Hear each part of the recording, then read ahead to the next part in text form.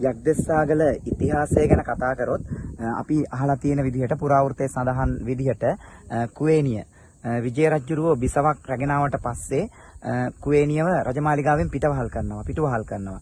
ඒ වෙලාවේ කුවේණිය තමන්ගේ දරු දෙන්නවත් අරගෙන පලා යනවා. පලා යනකොට කුවේණියගේ දරු දෙන්නව බාර ගන්න ඇයගේ යක්ෂ ගෝත්‍රික නෑදෑයවත් කැමති වෙන්නේ නැහැ.